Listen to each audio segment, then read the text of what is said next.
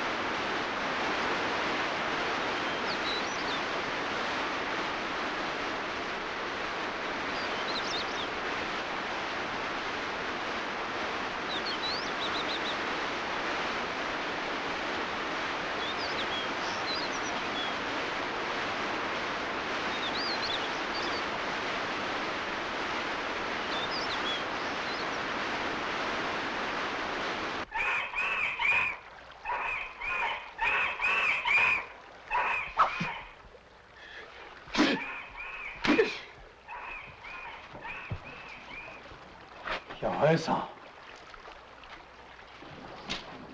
みんな行くよ。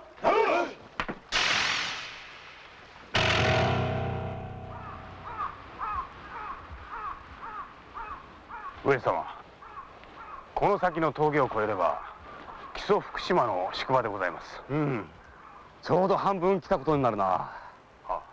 木曽福島には関所がある。混んでなければよいんだがな、旅籠の方。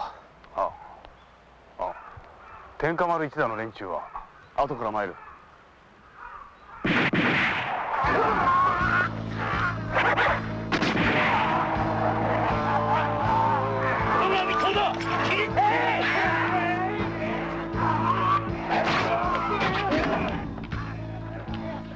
野武士ではなさそうだな。槍も弓も手製のようですね。百姓衆かもしれない。十兵衛、調べてくれ。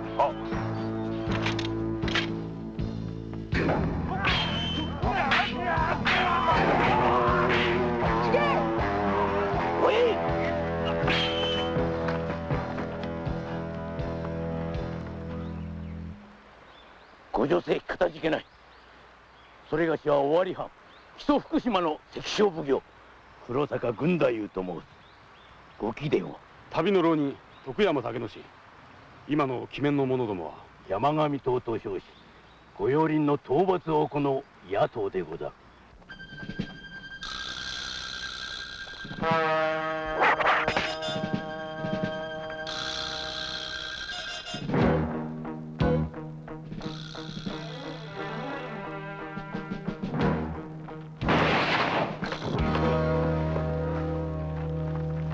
お前関所奉行の手先か。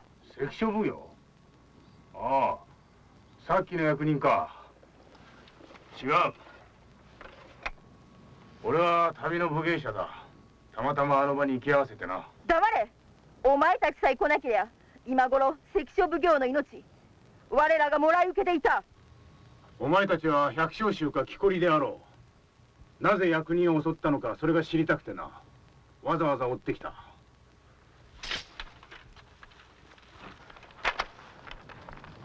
八重さん、どうするだ。ぶち殺すか。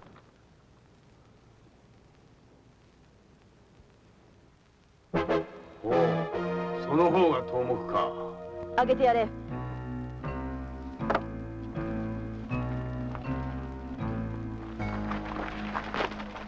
連れてこい。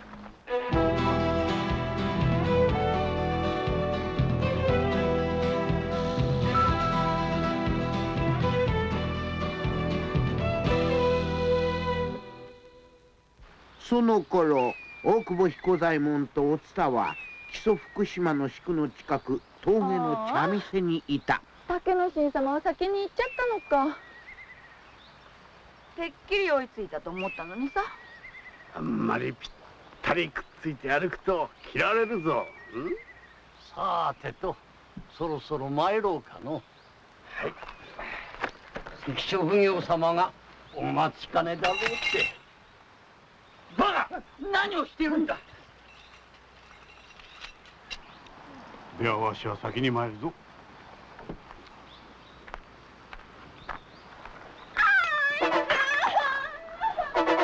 どうなさいました？お嬢長、どうなされたの？これはいか笏のようじゃの。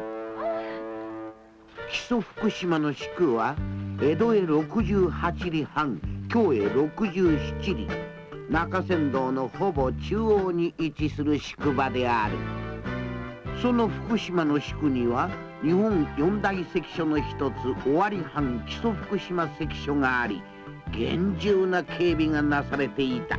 そのために通行の順番を待つ旅人の多くは福島の宿に宿泊したのである。いや、それにしても旦那、こんなに混んでるのによく空き部屋がありましたね。途中で助けた関所奉行の口添えで旅籠が取れたのだ。でも変ね、旅籠の主人。なんだか渋い顔してたわよ。お役人の紹介が気に入られんじゃねえの？無理やりに頼まれて。ねえねえ、宿賃タダにしろって言ったんじゃないかしら。まさかそんな。どっちにしたって遠慮することなんかないわよ。そうよ、宿賃は私たちが払うんだもの。平気よ。そういうことだ。さて、湯殿に参ろどなたです？う。ん？いや、旦那、一っ風呂でござんす。ああ、一風呂ね。一風呂か。いってらっしゃい。参ったらどうも。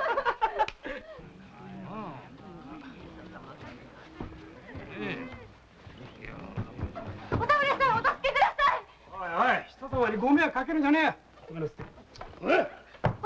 ください。おい、待て。お前たち、その娘たちをどこへ連れて行くつもりだ？うるせえな。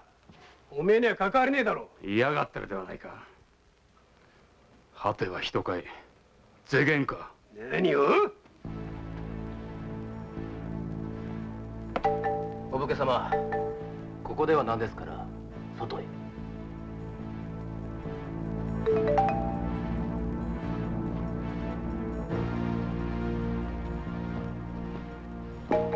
私どもは親御さんに頼まれてあの娘たちを江戸に連れて行くんですよ。それを人買いと言うんだ。あの娘たちを親元に戻してやる。金は俺が払う。物好きな。よほど育ちが良さそうだな。いくらだ？お侍さん、余計な口出しはしねえでもらいてえな。宿場の外に一歩でも出てみろ。野良犬もろくにいねえんだぜ、ここには。あいつらをな、親元に戻してみろ。飢え死にするか体を売るか、二つに一つだ。江戸で働けりゃ御の字なんだぜ。そんな娘たちの生き血を吸って人買い家業など許せん。何？お？隼人のマサです。じゃねえ。おめえ、魚河岸の助けじゃねえか。おいマサ、俺の大将に因縁つけようってのかい。大将？おめえの知り合いか。そうよ。文句あるんだったら俺が相手になってやるぜ。助け。こいつはどこかの若様だな。世間知らずの青病炭だ。おめえからよく生かしてやんな。こんな山ん中でバッサリやれちゃかなわねえからよ。大きな口叩きやがったあのバカ野郎。助け。あれは何者だ？江戸の口入れや町役の大鳥一平の子分で颯の正五郎って言うんです。町役が税源か。それが変わった野郎で、普通は娘を車に入れるんですが、奴は八王子の旗へ入れて鳩折りさせてるんです。だが人買いには変わりあるまい。おっしゃる通りですけど。お前、黒坂軍団への手先でなければ尾張藩の隠密か。うまかった。俺は柳生十兵衛だ。柳生十兵衛の名は知っている。その証は？困ったな。証と言われても何もない。武士の魂の刀を預けたのだから、それで信じてもらうより仕方がない。ではあの時の今一人の侍は何者だ？徳山武之進、俺の友だ。八重さん、こいつを信じちゃいけねえ。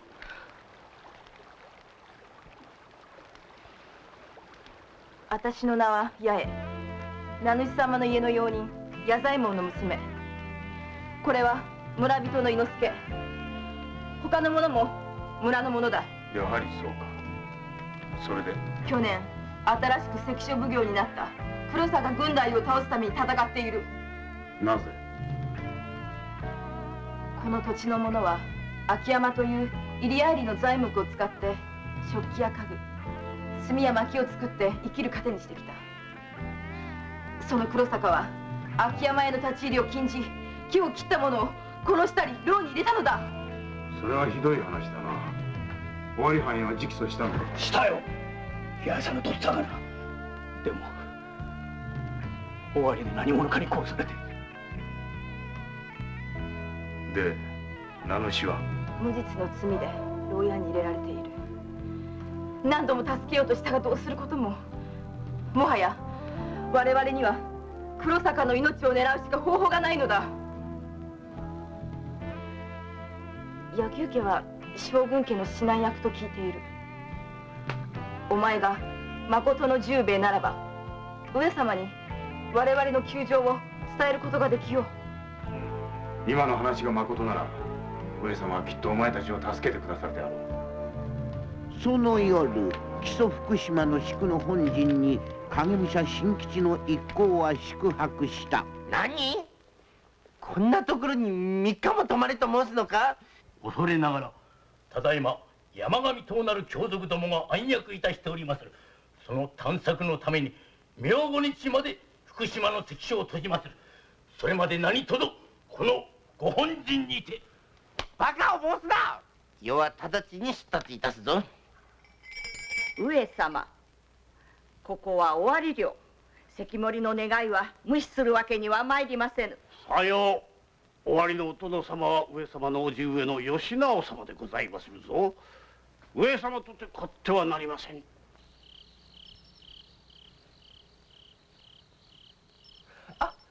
様、いけません。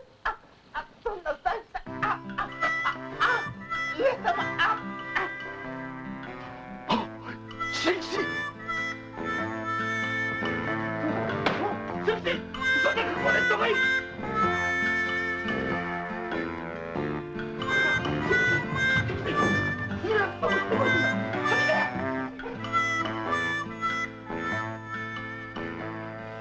てめに、今夜こそ宿場でとびっきりのいいおむそ。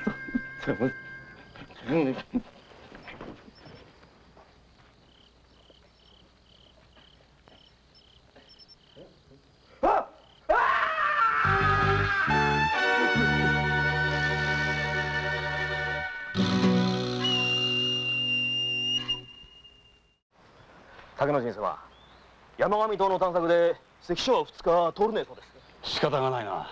しかし一っ子一人いないというのは本当のようだな。マーサー、おい、昨日の娘さんたちどこ連れてったんだい？関所の役人からもらったが渋くてまずいやな。おい、お前関所に行ったのかい？娘たちを何とか通してもらったが高くついたぜ。てめえ、役人に金握らしたな。俺は当分この宿にいる。文句あるならいつでも相手になるぜ。言わしておけばこの野郎。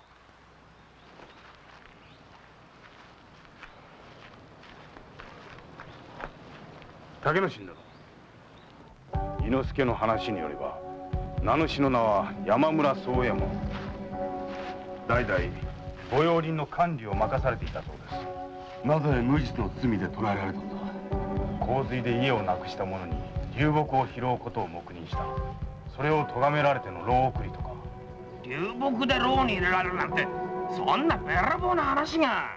八重の父親はそのことを名古屋城に直訴に参り、何者かに殺害されてしまったそうです。その話が本当なら見過ごすわけにはいかんな。十兵衛、山上島の元に戻って景挙モードは慎むように伝えてくれ。はっ。助け、天下丸一座と手分けして村の様子をな。ところでおっさん姉さん一緒じゃねえんですか？この関所奉行所は関所からやや離れた場所にあり、奉行の居住する館でもある。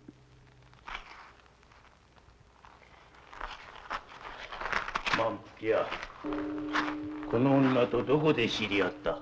はい、峠の茶店でございます。江戸で芸者をしていたらしく、なかなか面白い女だと思い連れてまいりました。さあさあ、黒坂様にお酌を。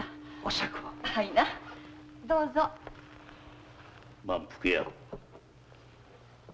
今宵国表より勘定奉行殿が参られるぞ。その方は尾張で一番の唐物問屋、いずれは江戸でも一番の問屋。お奉行にそう話しておいたぞ。はい、何卒よろしくお願いいたしまする。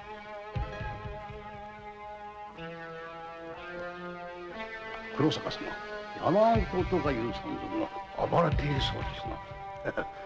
百姓の小せがれどもよ、大した数ではないが、山狩りをいたしておるゆえ、必ず隠れ家を突き止めひっ捕らえてみせるわ。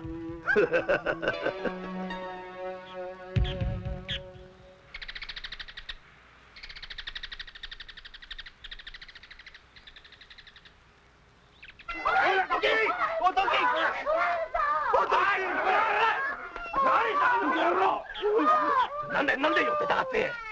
こいつはな、ご用心の木を切ったんだ。秋山の木だ。俺らたちの山の木だ。秋山は立ち入り禁止だ。どうにぶち込んでここ行って。離してくれ。大丈夫か？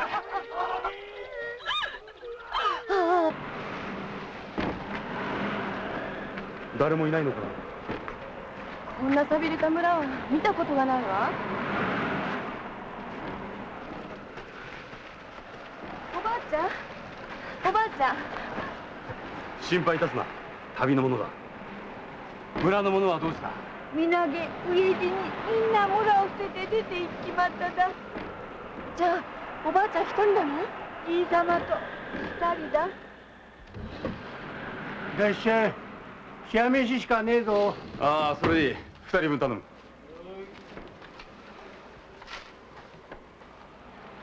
政五郎ではないか。こんなところで何をしている？娘を探しに来たか誰も言やしねえ。商売上がったりだ。あんた恥ずかしくないの？助けさんから聞いたよ。江戸の町役場の端くれが人買いなんかして。うるせえ。そんなの引っ込んでろ。親父。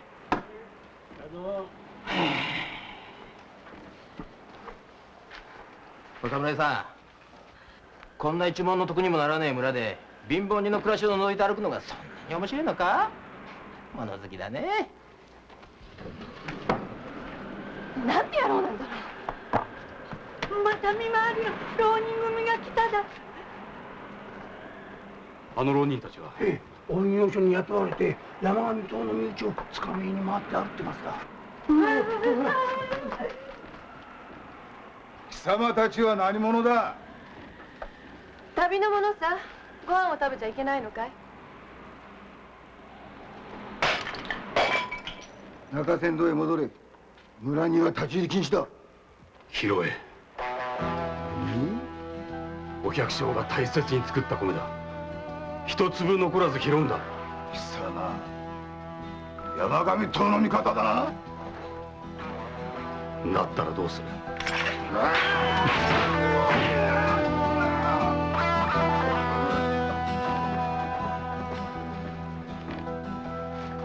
迷惑をかけたな。はい。名主が捕らえられているそうだが、どこの牢に入れられているのだ？ええ、関所奉行所の牢屋とか。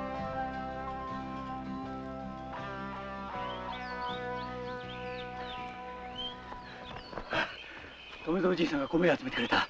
これでしばらくは食いつなげる。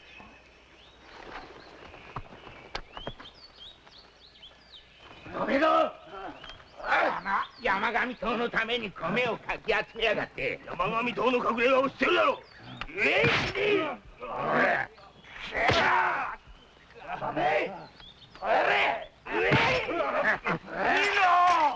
山上君だ。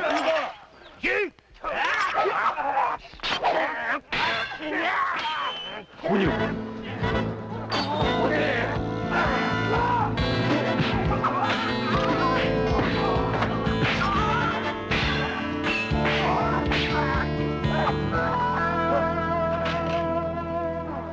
じいさん、大丈夫か？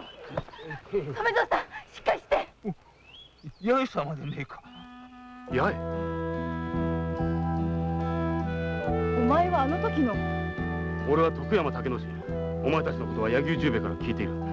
とにかくこのじいさんの手当てが先だ。大丈夫さ。しっかり。八重、村の実情を見てきたがひどいもんだ。このような悪性を欲しいままにしている関所奉行も許せん。なぜこのようになったのか話してくれぬか。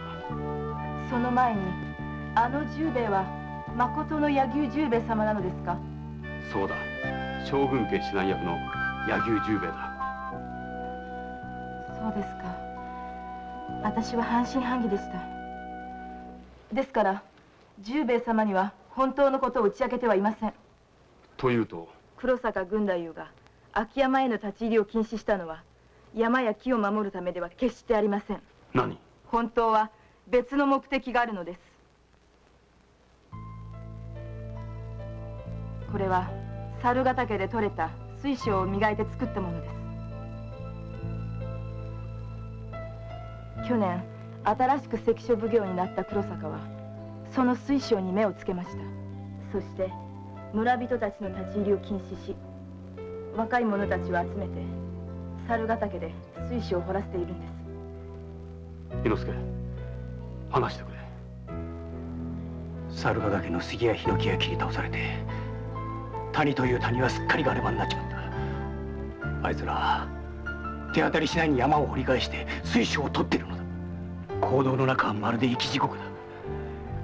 今のままじゃ中で働かされてる村人は皆死んじまう。伐採された猿ヶ岳は大雨にでもなったら鉄砲水で必ず大惨事が起きる。間違いねえ。この土地の者にとって山や森は命より大切なものなんです。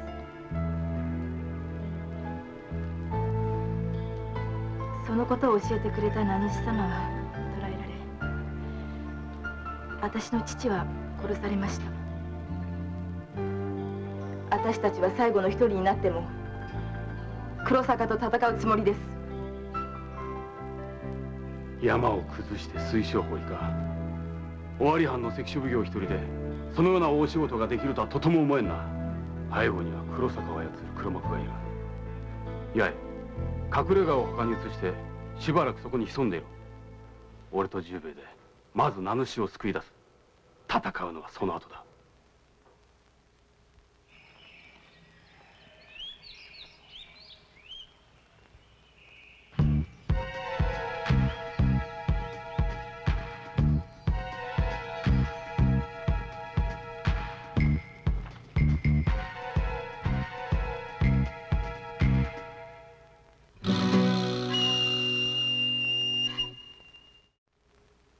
尾張藩勘定奉行真壁織部の将にござりまする。この度この木曽の地に上様のおなりをいただき光栄至極に存じまする。この黒坂によれば本日山上島の一尾すべて捕らえたとのこと。よって明朝関所を開きまするゆえご予定通りご出立くだされませ。そうか、それはよかった。真壁殿、この地の者の暮らしぶりいささか心配じゃ。尾張藩の名誉のためにも立派な祭りごとをこの私からも頼みますぞ。はは、藩主吉直様はご冥苦。民百姓を苦しめるようなことは決してお許しにはなるまい。はは。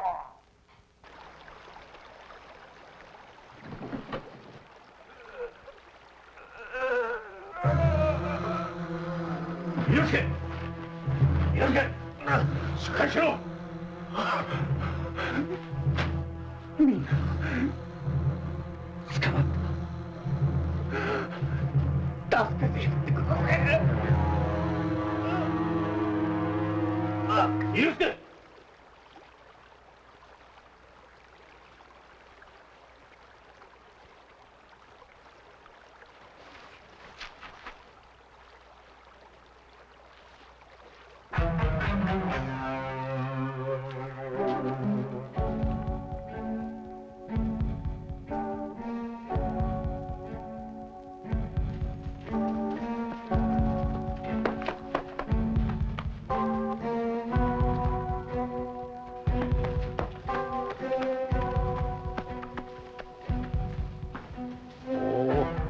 山上党の首領はあんな小娘だったのか。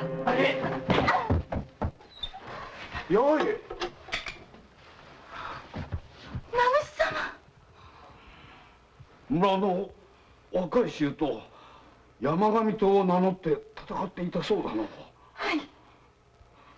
でも今日まで20人も殺されました。そうか。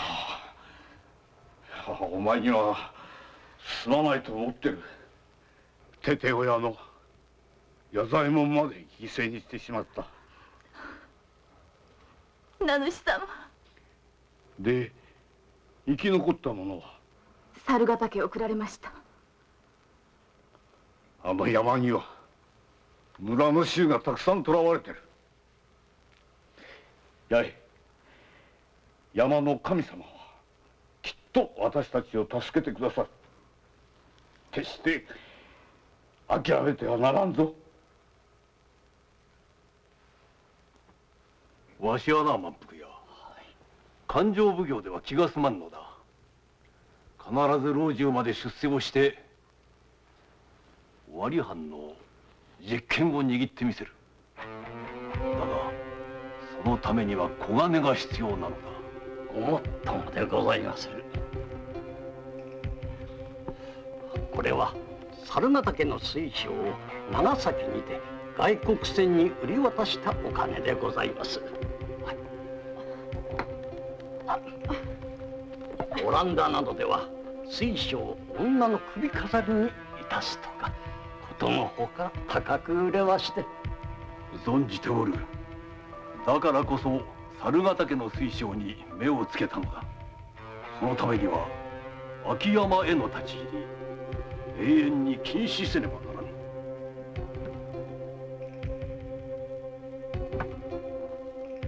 昨年までは名主が山の管理一切を任されたことだ。それでわしは腹心のこの黒坂を関所奉行にいたし山を管理させたのだ。さすがは真壁様でございますな。まだまだ水晶はある。大儲けができるぞ。はい。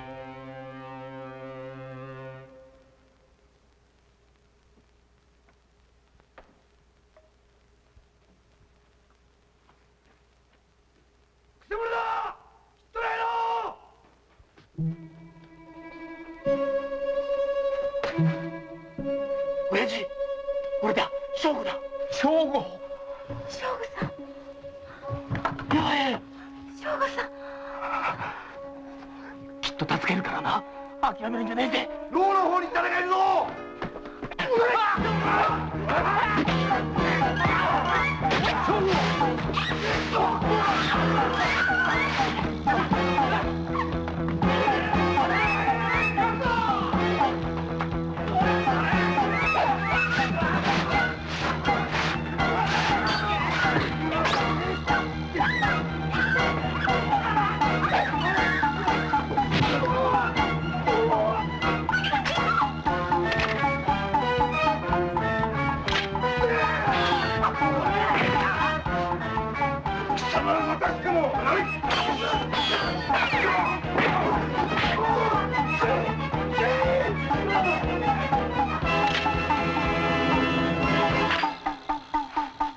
政五郎ではないか。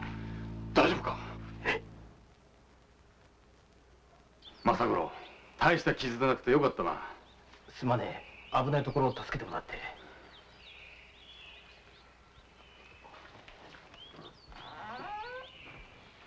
十兵衛の旦那。おう、十兵衛。おめえさんたちは。俺は徳山竹之進、おつた、それに柳生十兵衛だ。柳生十兵衛、おめえさんが。山上島の隠れ家が襲われて伊之助が殺されました。八重さんたちは連れ去られたようです。この八重さんなら名主様と牢屋に入れられています。そうだよね、政五郎さん。あんた名主様のことを親父って呼んでたけど、八重さんもそのことを知ってるようだった。名主様は正吾って呼んでたわよ。政五郎、俺たちはお前の親父を助けようと思ってる。名主は本当にお前の父親なのか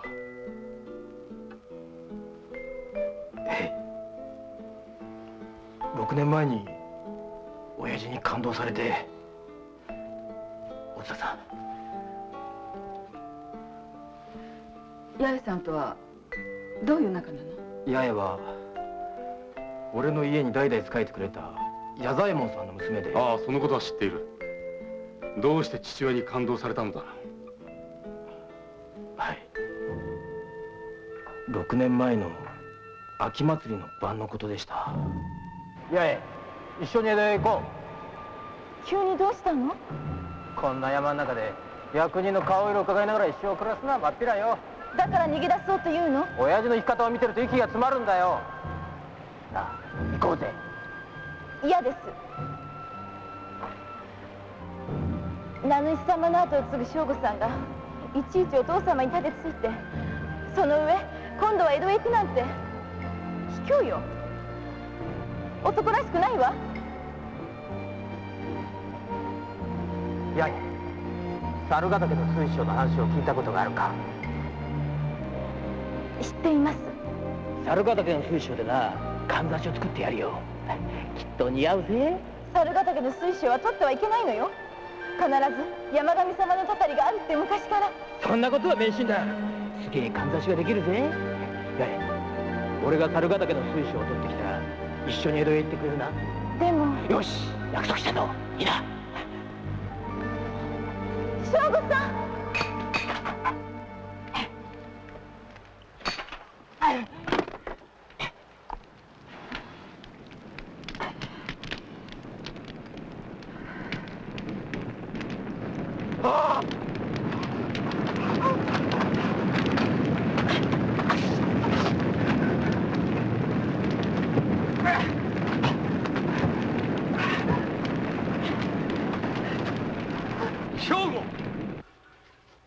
立ち入りを禁じてある猿ヶ岳に入った上、火事まで起こすとは一体どういうことだ？焼けたのは大したことのねえ臓器だけだ。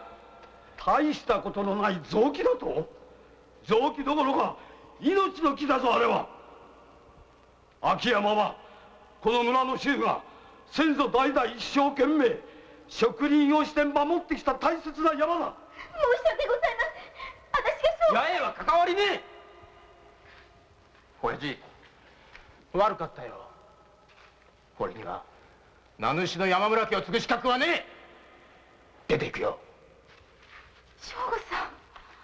俺はその時水晶のことは一言も言わなかった。だが親父は。猿ヶ岳には水晶がある。その水晶を取ると山上様のたたりがあるのだ。なぜだかわかるか？人間の欲が必ず山を崩してしまうからだ。お前にもそのことがやがてわかる時が来るだろう。やむをえん。正吾、お前を勘当にする。八重を連れて行くことは許さん。二度とこの山村家の敷居をまたぐな。名主様。正吾。正吾さん。ではなぜ娘たちを買いに来た？春先に深川の岡場所で偶然村の娘に会って親父が捕まったことを知りやした。でとにかく娘たちを八王子の旗屋へ移しやした。でも後から次々に売られてきて、まあなんとかまっとうな仕事につけさせたくて。へえ、見かけとはえらい違うんだ。で今でも父親のことを憎んでいるのか？いや、親父は山を神様だと思っている。金勘定だけで山を荒らしたら神様の怒りに触れるんだとも言ってた。その通りだ。関所奉行どもは猿ヶ岳の水晶に目がくらみ、山を崩し谷を埋めている。本当ですか？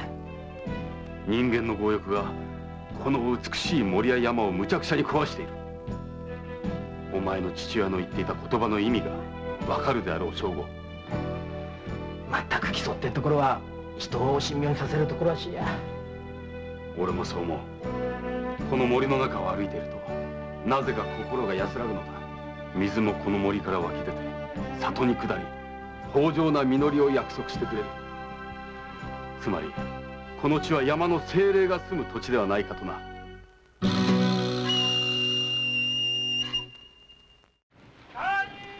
その頃家光の影武者新吉の一行は福島の宿の本陣を出立した。上様、じいめは少々後から参りますぞ。どうしてじゃ？本来なら真壁黒坂の両名の者、上様を関所までお送りするのがお役目。それが奴らめ緊急の用事があると言って断りおった。どうもおかしい。あんな田舎侍は放っておけ放っておけ。手伝いの村人から気がかりなことを聞いたんじゃ。罪もない名主と村人たちが捕らえられているらしい。それがまことなら断じて見逃すことはできん。それにまことの上様のことも気がかりじゃ。うん、悪事は放っておけんからの。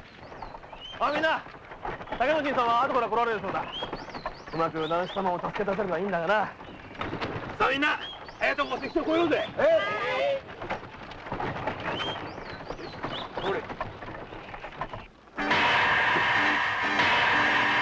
この両名の者、本日の馬の国友人谷において火ぶりの刑に処ず。元福島村名主山村宗右衛門右使用人矢左衛門娘八重。よし行くぞ。ひでえことしゃあな。罪のねえ名主様を火あぶりだなんて、これは見せしめだ。かわいそうに。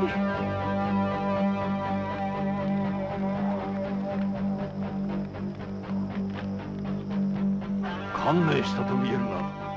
気をつけろ。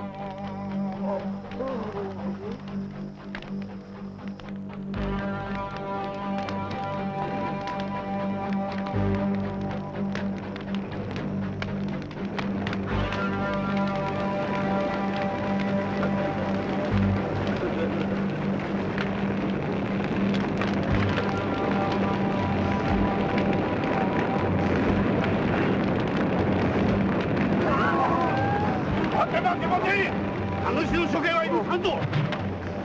真壁織部の将、直ちに中止せよ。けい。わしが改めて事件を調べ直す。大久保様、たとえ大久保様とて尾張藩でおいての勝手な振る舞い許されませんぞ。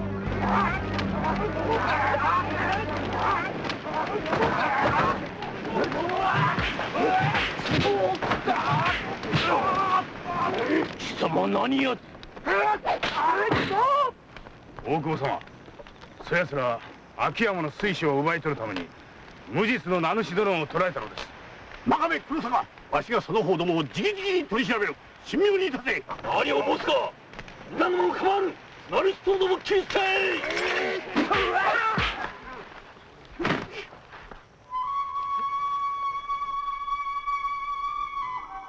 なんだあの笛は。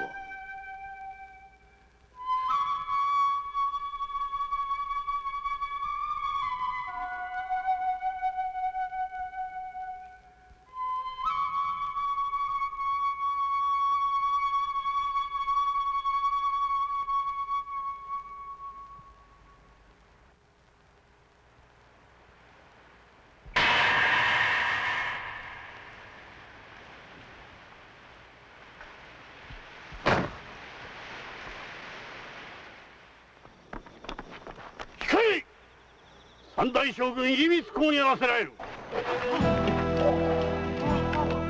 真壁織部の将黒坂軍大、その方だ己の私欲を満たすそれなる町人と組み猿ヶ岳の水晶を盗掘いたし罪なき村人たちを捕獲殺害の上、さらに名主と八重を処刑せんとは言語道だ。おじ上義直殿に成り代わり余が成敗いたす。泣けるけど誠の上様はすでにご出立。こやつは上様の名を語るくせ者じゃ。キリキリキリせい。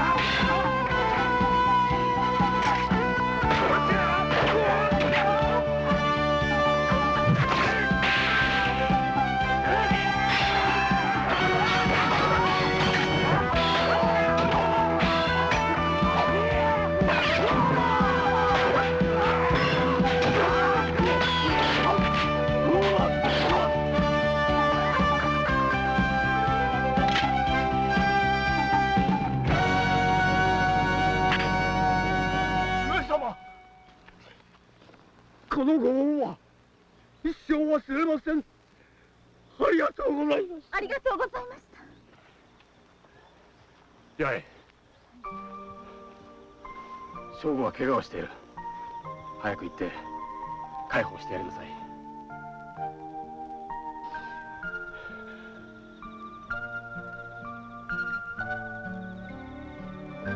上様。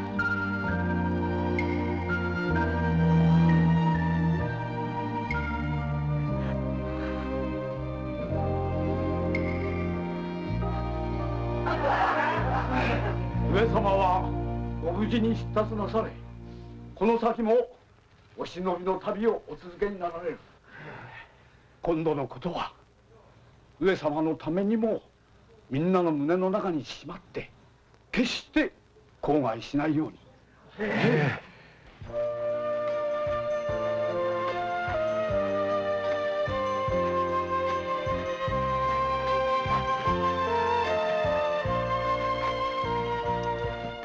山について五平餅言えばまた五平餅を持ったか。おかごを止めろ。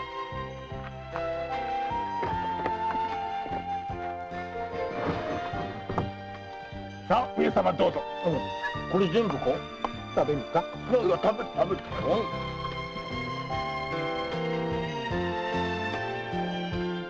村人たちは将軍家光の面影を胸の奥深くしまい込んで静かに身を振った。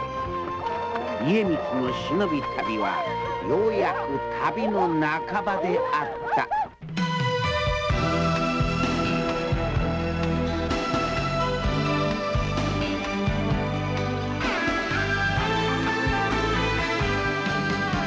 胸板を膨らませ昨日を吐き出せば心が空っぽにきっとなるはず。めめしさにしがみつく涙に酔ってれば尻尾を丸めた負け犬になる。冷や酒一気夢杯で男は一気無口なままで抱いてもらえ。寂しけりゃたった一個のこの体。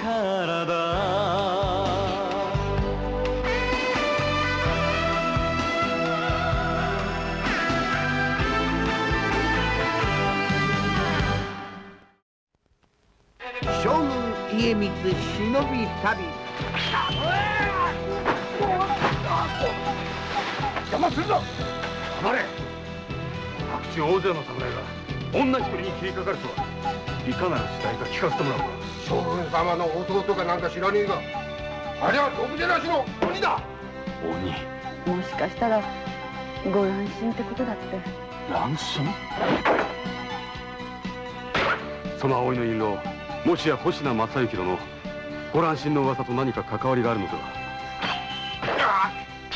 高遠藩に何が起こっている？話してくれ。星名正幸様、ご乱心。高遠星名一族の拙者に返すのですな。